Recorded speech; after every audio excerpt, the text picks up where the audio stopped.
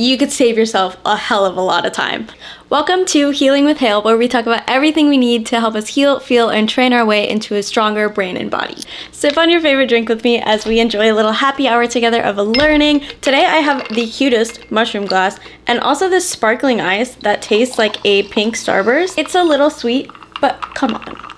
Is that not the cutest thing ever? If you don't know me, my name is Haley. I am your realistic, balanced bestie helping you build a stronger brain and body. You can also listen to all of my videos in podcast format under Healing with Hale if that's more your vibe. You don't get to look at my face, but I mean, now that that's done, I'm a certified personal trainer who has had a hell of a fitness journey over the last 8 years. So that means I'm going to tell you every single mistake that I've made and how I would have gone about it differently with the knowledge that I know now. And trust me, there are a lot of mistakes. Number 1, when I first started working out, I was doing literally 10 billion exercises in every single workout that I was doing. This meant that I was spending probably 3 hours in the gym every single day, which is ridiculous, I'm aware. Half of my time was honestly spent dilly-dallying and just kind of wandering around because I didn't really know what I was doing. I just liked to pretend like I knew what I was doing. Honestly, I was like 19 years old at this time and I really had nothing better to do, so it makes sense that I spent 3 to 4 hours in the gym.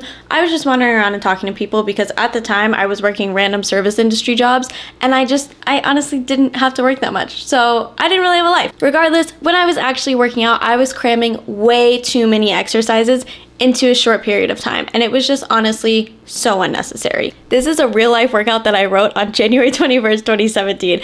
I had squats for 3 sets of 10 to 12, lunges for 3 sets of 10 to 12 each leg, step-ups 3 sets of 10 to 12 each leg, Romanian deadlifts for 3 sets of 10 to 12, and then I had kickbacks 3 sets of 10 to 12 for each leg again, leg extension 3 sets, 10 to 12, if you couldn't guess. I was apparently really into only doing sets of 10 to 12. I did leg extension, did I already say that? Leg extension for 3 sets of 10 to 12, and then walking lunges for 2 minutes, but we don't end there. Then I ended with hanging leg crunch for 30 seconds, lying V-ups for 30 seconds, in and out tuck-ins for 30 seconds. If that didn't just exhaust you hearing it, then we have a bigger problem to discuss. I was doing way too much because the truth is I shouldn't have been able to get through that entire workout if I was actually pushing myself the way that I should have been pushing myself. And if I was pushing myself to the level that I should have been so roasted, toasted, just absolutely dead on the floor because nobody should be able to do that much in one workout. And mind you, I was doing this like 6 days a week. There is just no way that I should have been able to sustainably do that with that many exercises, which means I was kind of playing myself, if we're being honest. Nowadays, I do 5 exercises max on a leg day, typically like 4 to 5, but maybe 6 if I'm doing like more of a Pilates style workout, but typically I stick around 5 if I'm doing strength training, which is honestly like the majority of what I do. Usually I do 1 big compound lift like squats or deadlifts. I typically do 2 secondary movements like lunges or Romanian deadlift, and then I'll end with 1 to 2 isolation moves. This might be like a low back extension, leg extension, something along those lines. And honestly, my upper body days are pretty similar. I like to keep it around 5 to 6 exercises in a workout. I never really do a ton of volume in my workouts because I do work out 5 to 6 days a week, so I don't really have a need to do a million things in one. If you're doing more of like a full body workout, you can obviously do more exercises in that workout because you're not hitting the same muscle groups over and over and over again. Speaking of not pushing myself in my workouts, that was quite literally my next biggest flaw. I never pushed myself literally ever. And that's almost embarrassing to say as a personal trainer. I think I was honestly scared to ever go too close to failure for some reason. Honestly, I could have fast-tracked my progress by years if I had just pushed myself. I really was my own worst enemy, and that is insane to me. I would stay lifting the same exact amount of weight for the same number of reps week to week to week, and I just was totally fine with it because I was just honestly very comfortable. And I was just happy that I was in the gym, which yes, is a very good thing to have been proud of. Like, I am proud that I still was in the gym every single day, but from a progress standpoint and from what my goals are and were at that time, I should have been pushing myself way more. Like, it's not enough to just be in the gym if you're doing the exact same things week to week to week. I probably did the same amount of weights for like a year straight. I'm honestly embarrassed to admit that I didn't really start truly pushing myself, like finding that limit of where my failure point actually is, until probably 2022, which was 6 years after I picked up my first weight ever. So I essentially wasted 6 years of progress and just precious, precious gains that I could have had because I was just comfortable and I was okay with doing the same thing. And that is just so far from who I am now that it actually is so insane to me. Because now I'm a little bit psychotic and I do keep a spreadsheet of all my programs and the weights that I lift every single week, and I make calculations of what my next improvement should be. And if I don't for some reason hit that calculation in the next workout, I'm not gonna lie, I'm a little hard on myself when I don't hit that, because in my head, I'm just like, okay, I need to improve every single lift every single week by either the weight that I'm lifting, the amount of reps that I'm doing, my time under tension. I have to have progressive overload in some way, shape, or form for me to be like, this was a good workout. And obviously I'm not gonna like go crazy. Like currently I just had my appendix out. That was a whole thing. I just had my appendix out and I technically can't lift for 6 weeks. It's been 2 weeks now that I haven't worked out at all because I'm just now getting to a point where my body's starting to be a real body again. But I think I'll probably start doing some kind of like body weight exercises like around the 4-week mark, just because 6 weeks is a lot, man. That's a lot. I am very aware of times like that, and that is very normal, and there are always going to be things that might throw me off my track, but overall I always try to make sure that I'm progressing in some way and kind of staying on track with the charts that I've made for myself. My next biggest mistake in the very beginning was not letting myself have any balance ever. I really went in to like the gym girl era full speed, like full throttle, full speed. And this was like 2016. So this was the era of like the Gymshark girlies gymming. Like that was heavy. Everybody was doing competitions. Everybody was like posting super, super strict workout, nutrition routines, everything, every single day. And it was like, you had to be at that level to feel like you were doing something. And obviously you didn't have to do it, but like, it was an era, okay? Like, and when I really think about it, not letting myself have any balance was pretty bold for a girl who wasn't even pushing herself close to failure. Like, girl, you were doing all of this. You were holding yourself to all these high standards, but you weren't pushing yourself in the gym.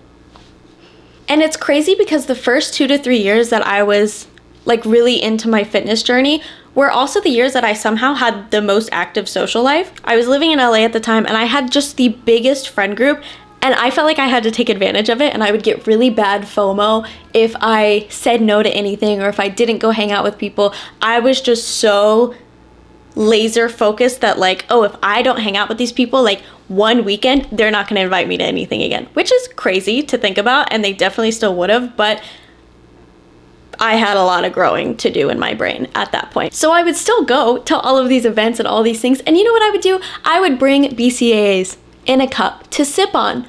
At house parties, I would do it wherever, pre-games, anything, because I didn't want to get FOMO from not drinking. So I would just bring my little BCAAs. Sometimes I would even like take little like packets or like Crystal Light things into bars, and I would just get a water and put it in there because I was like, I don't want to drink, but I also don't want to feel left out. Which, again, that was a whole time. There was a lot of growth that I needed to do. I honestly, though, wasn't ever super, super strict on my food because if I'm being honest, I was not eating anywhere close to enough calories at the time. And I knew it, but I also didn't have a full understanding of what the proper amount of calories were to eat. I hadn't really gotten to that point yet. It just does make me sad because I think about it like I wasn't not drinking because I wanted to not drink. I was not drinking because I felt like I had to not drink to be a fitness girly, to have a successful journey. I felt like that was a big thing that you had to do, which for some people it might be, but at the time it wasn't like I was getting blackout drunk every single night and I like had a problem and needed to simmer down on my alcohol consumption. I just was forcing myself to not drink for no reason. I do think that I needed to go through a time like that to really appreciate balance and kind of learn how to have a drink and go out with your friends and not feel like you're falling off of your goals, because that was a very big mindset shift that I had to make. But it just makes me so sad because I'm like, dang girl, you really just restricted yourself for so long And you really didn't even need to, because you probably weren't even making that many gains because you were pushing yourself close to failure. I don't really drink as much now, honestly, maybe like once a month, once every 2 months, but that's not really because I'm forcing myself to do it or by choice. I just don't really have a lot going on like that anymore. I'm not getting invited to, we're 26 years old, okay? And I do know a lot of people do still go out and like have wonderful active social lives, but I literally am such a grandma. I am in bed by 8 p.m. I'm waking up at like 4 or 5 in the morning, even on weekends sometimes, and not even by choice, because my body is just like, oh, we're up now. Drinking is just not really something that I am actively seeking out anymore. That's just kind of the reality of it. I just don't really have things going on the way that I did in my early 20s, and I am okay with that, because I still am a slut for a cute little drinky drink if I'm out for a brunch or out to dinner, or if I just want to sit by a pool and have a little drinky drink, and I will never turn down an espresso martini, okay? That's just not, I don't think it's possible, and I'm okay with that. As I was saying, another thing I heavily struggled with was not eating enough, and I, again, just really didn't even understand how little I was actually eating, because I was just so accustomed to it. My body was used to living on under 1,000 calories a day. That is just so insane to me looking back now, and honestly, my eating journey and my eating habits are a whole nother mountain to tackle and to think about, because it has just been such a long time coming. I was just so used to living on so little calories. To be honest, that's probably why I was incapable of pushing myself close to failure, because I probably would have passed out with how little food I was eating at the time. I was so malnourished. And not even just like in a calorie way, like I wasn't eating real food.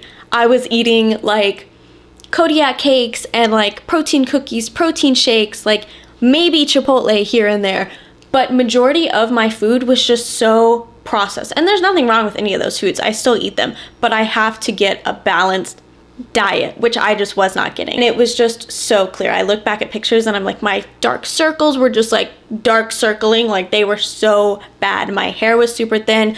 I just looked malnourished because I was. It wasn't disordered eating in like a mental sense. It wasn't like I was sitting there like, I have to eat under a certain amount because I just want to look this certain way. It was more because I was just so used to it. I just didn't know anything else. Like I didn't know that like I needed to be eating more. And it wasn't until I looked up IIFYM, which was ifitfitsyourmacros.com. I don't actually know if that's even still a thing, but it was huge again in the time of the Gymshark era first beginning. And I remember seeing what my recommended calories were, because I wanted to bulk at the time. I was like, you know what, I'm just gonna go and like put on a bunch of muscle, a bunch of weight. And I remember seeing the calories that it gave me and being like, there's no way, like that's so much. And then I tracked my own calories for a week and I was like, there's no way in hell. There's absolutely no way that I will ever be able to eat that much, because I didn't even realize until I saw the number how little I was actually consuming. It took me so long to get up to eating even just like a decent amount of calories, like my maintenance calories, because it was just such a long process to get myself used to it. And now my body is very used to it. If I go like an hour or two without eating, I'm like, ooh, I'm a little hungry. Like I need a snack right now. And I don't really track my calories anymore, mostly because I'm a very big creature of habit. I will eat the same exact things every single day and I'm completely fine with that. Mostly because like I'm a little lazy when it comes to thinking of new things, and the idea of having to create like a new recipe or try a new recipe is just a little bit overwhelming to me. I like to do it in very small spurts, like maybe once a month. I'm like, oh, I'll try a new recipe. That was actually one of my New Year's resolutions, was to try a new recipe every month, because I'm so bad at it. I've been eating the exact same dinners for 6 to 8 months straight. It has never changed, and it probably won't for another 6 to 8 months. And I really don't think you need to track every single day. I think it's more of a thing that you need to do maybe for a month straight, just kind of get an idea of where your calories are at, if that's something that you really want to look into. And then you kind of just learn from there, like how your fullness is, and probably around how many calories that you're getting it. On the topic of food, my next mistake was not eating any veggies. So like I said, I was very malnourished, and it's because I really just wasn't eating anything healthy at all. Like I probably went a solid year not eating a single vegetable. Not one, not a single one. Not even like an Olive Garden salad that is so drenched in dressing that it barely constitutes as a salad anymore. I didn't even eat one of those. for easily a year. It was probably more, but I'm gonna say a year to make myself feel a little bit better. And I wondered why I was so tired all the time, why I never had any energy to do anything at all. And it's because I was literally eating the same diet as like a frat boy. Like just a bunch of protein, not a single vegetable, hardly any water. Like, come on. And I won't lie, I do have to trick myself into eating my veggies as if I'm a toddler. At my big age, yes. But I'm kind of okay with it because it works. I still get them in and it still tastes good. If I can trick myself into mixing textures that are kind of similar and I feel like I'm not actually eating the vegetable, I feel like I'm eating something else, like I'll blend spinach in with pasta sauce because then it's all kind of covered up by the pasta sauce texture, or I'll do ground beef and I'll mix in riced cauliflower with it because the riced cauliflower just kind of like blends in with the ground meat and then you put sauce on it and it's all kind of together and you really don't know that it's there. And that just works so well for my brain. And I honestly am not mad at it because now it works. And honestly, veggies are one of those things that I hate to admit that they actually work because it's almost annoying. You're like, oh, you need to eat your veggies. And then you actually do it and you're like, damn.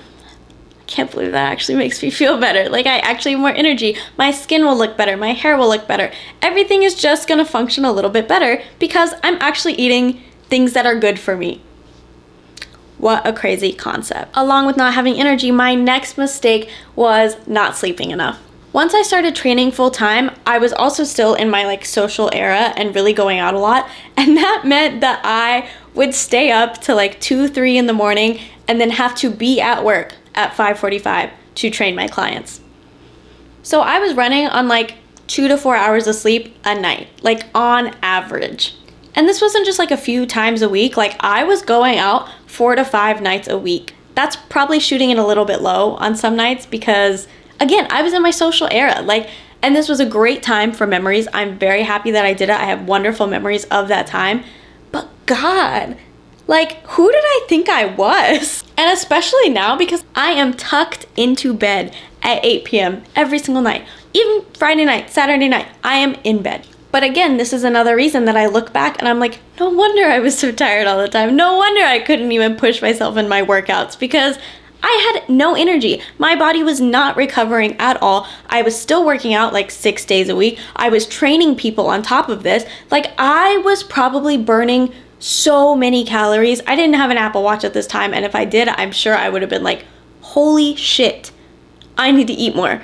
But I didn't. I was still not eating enough. So it was just a constant cycle of me doing things that were not going to make me progress at all. Another mistake I really made was not focusing on my form, and for some reason I like distinctly remember focusing on all of my back exercises so intensely. Every single time that I would do a lat pull down, I was going so slow. I was like really squeezing at the bottom. I was taking my time because at first I couldn't feel any exercises in my lats. Like I didn't even know really where my lats were. I couldn't figure it out. And also because I have scoliosis, I was very set on not wanting to injure my back at all. And so I was really careful around anything back related. And I really focused on that. But for some reason, I didn't give a shit about any other body part and working on my form. Like my squats, I look back on videos and I'm like, why did nobody walk up to me and literally take the bar off my back? Because what was I doing? My deadlifts didn't even hit a form that I was really comfortable with and felt really, really strong in my form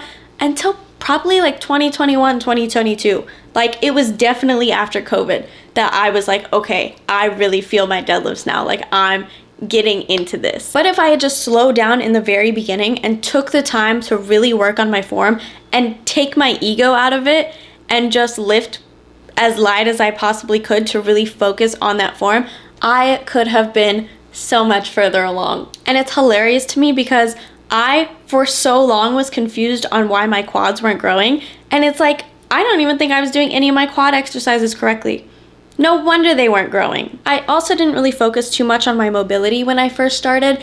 I honestly think I might have stretched like one time in the first year that I started lifting, and it is only because my gym crush was there and I was trying to just sit there for a little bit longer and just be in the same vicinity as him so that maybe he would talk to me. Didn't happen, obviously, but that is probably the only time I stretched in an entire year when I first started lifting. I just started stretching regularly, like every single day in the last year because I did start going to yoga classes. And I think that going to a class, even after my first time in that yoga class, I just took a free one because they offer, a lot of studios do offer free classes your first time, FYI. But I just went to the free one. And after going to even just one class and having it build some confidence of like, okay, these are stretches that people do, because for some reason I was always like, I don't know what to do. I don't know what stretches there are, even though they're all very basic and there are things that most of us know how to do, we just don't do it. In my head, I was like, what if I'm missing out on something? What if there's like this big fancy stretch that everybody does that I don't know about and I'm just don't do it, and then I'm wasting all of my stretching capabilities.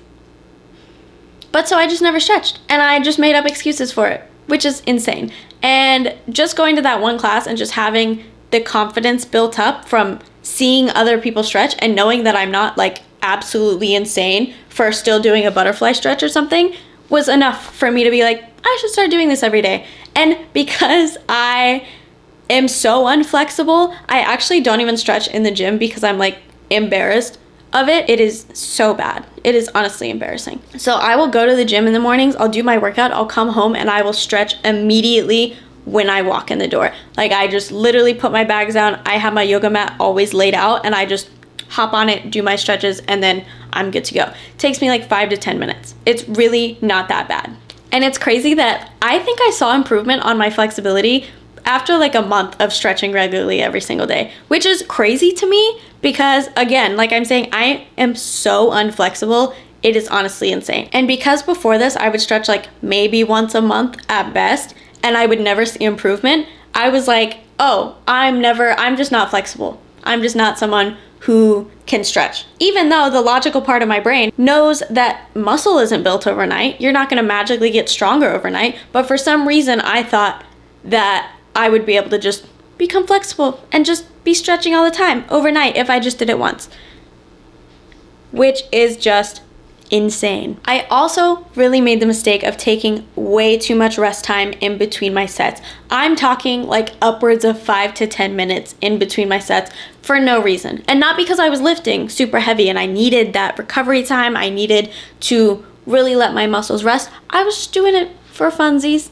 I would just sit there, scroll, I'd get distracted. Early on, I would just be like talking to someone and just like bored, and then I'd be like, oh my god, I totally forgot I'm working out right now. Like, girl, shut up. Stop talking to people. Go do your workout. Who did I think I was? No wonder I was in the gym for 3 hours. Like, what? Now it's been really great because I am in the process of testing out my fitness app, which is so exciting, but there is a stopwatch option on it. So I've been really intentional about being able to only have my app open up on my phone, typing in like any sets that I'm doing, the amounts of weight that I'm lifting, things like that. And then after I finish a set, it will go right into the timer, which has been so helpful for me. But similarly, I also found great success when I was just using my Apple Watch and just like watching the timer as it was on, because just having something to focus on is just so helpful for my brain, at least. A lot of gyms even have the stopwatch thingy up on the wall and you can just kind of use that to guide you through it. But I feel that the second that I pick up my phone, if I even open Instagram, if I open a text message, that's it. It's a wrap. I'm gonna be texting for at least 5 minutes. Like, ridiculous. So now I work out early in the mornings now, and I have my phone pretty much on do not disturb, and all of my apps are locked. I use the app Screen Zen to do that. It's one of the only free ones I found, but I lock everything. So all my social media, everything, even Pinterest, I lock, because if I have something that is unlocked, I will take the time to be like, I wonder what's going on there. Maybe I'm missing something. Psycho. It's completely blacked out. I can't even click on the app. I can't use any of it. And it's been so great. And yes, obviously I still can see my text messages if I want to go into it, but I'm working out at 5 in the morning. No one is texting me at 5 in the morning, which is probably like the smartest thing I've ever done. Lastly, this is something that I struggled with, I'd say like after COVID, because I was living in Los Angeles over the time of COVID and gyms were fully shut down for practically the entire year. So that means I went an entire year without really lifting weights and not having the ability to push myself in that aspect. When I moved to Arizona and I started working out again in an actual gym, I was pushing myself way too hard. I felt like I was trying to catch back up from taking all that time and not being able to lift weights because I was just comparing myself to old pictures of my body, even though I was completely ignoring the fact that I was now in my like later 20s, which is disgusting to say, but I was ignoring the fact that I'm now in my later 20s and I was comparing myself to pictures of my early 20s and being like, well, I have to get back to that, I have to get back to that. And that's just not realistic. Your body's changing. My body has gone through so much since then, and it's just not realistic to expect to look like I did back then. But for some reason, I was holding myself to that standard. I was going so hard on all my exercises, and it was just so unsustainable because I was burning myself out insanely. And then I would end up having to take off like 1 or 2 days from my workout because I was so sore that I physically couldn't move. And then I would have to go to my next workout and I would feel like I had to catch back up again from taking 2 days off. And it was just this nasty cycle of me pushing myself way too hard in my exercises, trying to lift things that I knew I wasn't capable of lifting at this point because I had to take a year off, but I was trying to lift the weights that I was lifting before COVID happened. And I was even forcing myself to do cardio at the end of every single workout, even though one, I hate cardio. It is the bane of my existence. I don't know what I was on at that time, but I felt like that would make me get back to my old level of endurance and everything faster, when in reality, I was just not being gentle with myself. And honestly, one, not thinking about the fact that like we just went through an entire year of like the most insane kind of traumatizing year of like the world. And two, I just had this idea of what I should be in my head that I really needed to take some time and figure out like where that was even coming from and why I was trying to force that on myself in the first place. Now that I'm more organized and that I kind of keep my progress in a more organized format where I can really see the progress that I'm making, I find that I'm much less hard on myself because it's so much easier for me to look at and be like, okay, no, I am improving, even if I'm not seeing changes in my body right now or feeling the feelings that I want to feel. And so times like right now where I just had to take off weeks for getting my appendix out and for having surgery and things like that, I know that when I go back, I'm not going to feel like I'm forcing myself to go super, super hard because I'm being aware of the fact that like I just literally went through surgery. It's okay for me to take time off and to be gentle as I go back into lifting because nobody's going to be able to jump right back into it and be exactly where they left off. It's just not realistic. And understanding the reality of it was a huge thing that made me have more understandable standards for myself and to set better goals that weren't super unattainable, because when I was doing things like that, it never happened. And I would get confused on why I wasn't able to reach my goals. And it's because I was just setting goals that didn't make any sense for where I was at in life. And that is all 10 ways that I have literally played myself for years and completely slowed my progress down. I know in this year I'm going to be thinking back on all of these mistakes that I made and kind of using them as a guide to make sure that I, one, don't make the same mistakes again, but also make better choices and switch my mindset up even more, because I feel like I have made a lot of progress in where my mindset is around some of these topics, but there's always room to improve. And I think that by looking back on changes that I've already made is the best way for me to make more changes going forward. And hopefully you can fast track your gains by not making the same mistakes that I did, because you could save yourself a hell of a lot of time. And it's better if you learn from me and not have to make the same mistakes yourself. But if you have made any of these mistakes, please send me a message or drop a comment and let me know so that I can soothe my ego a little bit, because some of these are kind of embarrassing. But that is all for today. So until next time, be kind to your mind, to your body, and to others, and I will see you in the next one.